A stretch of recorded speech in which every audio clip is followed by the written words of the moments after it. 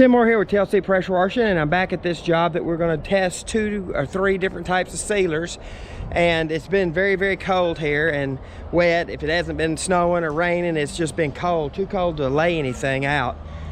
Today is like 50 something degrees, so this concrete's probably about 55, 60, perfect for applying this. I've taped out a section to here. I'll probably tape out for the next section like to here, and then the last section will be something over there. This is going, the first thing is going to be a water-based sealer, and we'll look at that I'm going to be utilizing, talk a little bit about it. But first thing I'm going to do is I'm going to blow all this trash out of the way.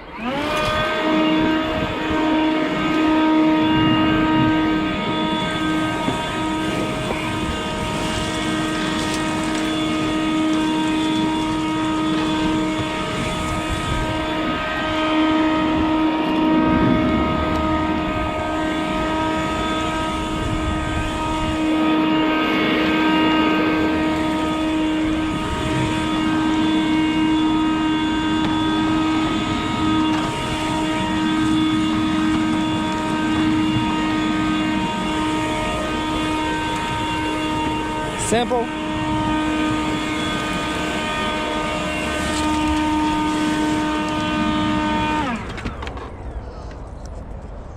And it gets it enough out of my way.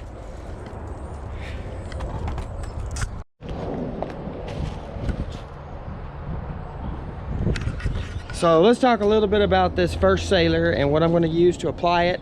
I'm going to use a very cheap, inexpensive pump-up sprayer. It's like $15 at Home Depot.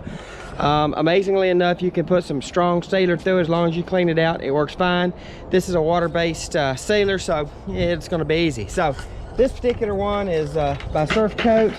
It's called Surf Lock WB-10, and that's the silicone water masonry water repellent. So what does this mean? Number one, the WB means it's water-based, and the 10 is the amount of active ingredient that's in it. So this is 90% water-based, and 10% what's going to bond with the concrete. So the water is just a medium to get the 10% of the silicone sealer onto into the concrete. So that's all that is. And this I don't like using this myself. The next product is what I use 90% of the time. Then I got a new product that I haven't even tried that's supposedly spectacular. We'll see. So what I'll do is I'll go in a circular pattern, and I'm just going to be spraying this down, covering and making sure it's just lightly wet, not oversaturated, but definitely enough to soak in. And then I'll just cover the whole area to that line. So that's the product we're going to be utilizing on this first section. This is what I'm going to use for all of them. I'll use the same thing, then I'll just rinse it out and go about it. The next one's going to be a solvent based, and it's going to have a higher percentage of active ingredient. So we will look at that when I do that, but I'm going to do one at a time, and I'm probably going to leave that line so that it's got an area that's uncovered. So you can see the difference between a sealed concrete look and an unsealed concrete look, both when it's wet and when it's dry.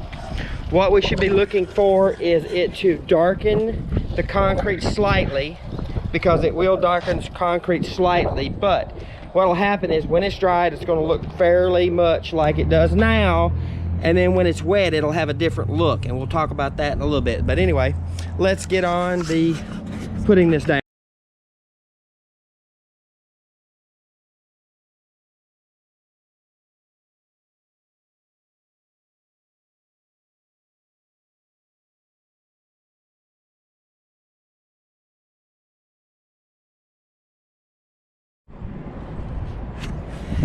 So that's the spray down. It's easy, it's very quick, it's simple.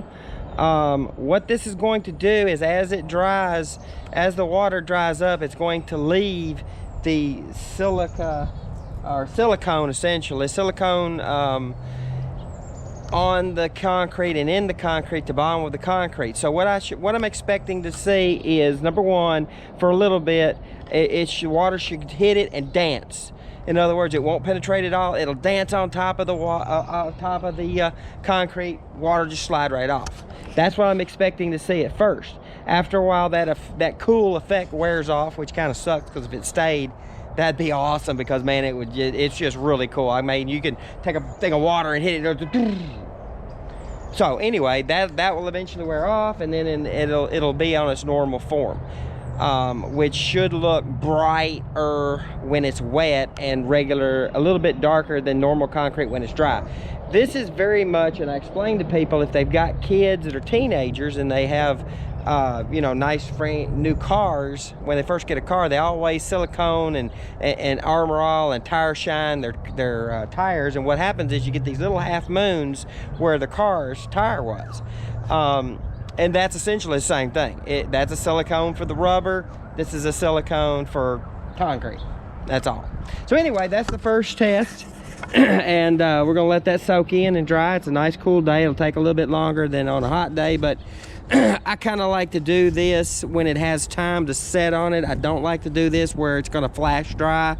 I tend to clean in the heat of the day and seal in the cooling of the evening, because I want this to soak in. So if this concrete's real high, it's not going to soak in. It's going to dry really fast, and it's not going to get a good deep penetration. So that's just me personally, the way I do it. That's the way I was taught. We're going to let this fully dry, and then we're going to do this one, and then I've got something new on that one we'll look at.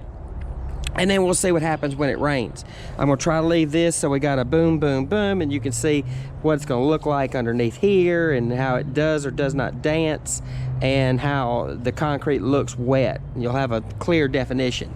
So anyway, this is an awesome thing. That's what we use today. Surf Block water-based, 10% of active ingredient, and there we go. Let's wait for the next.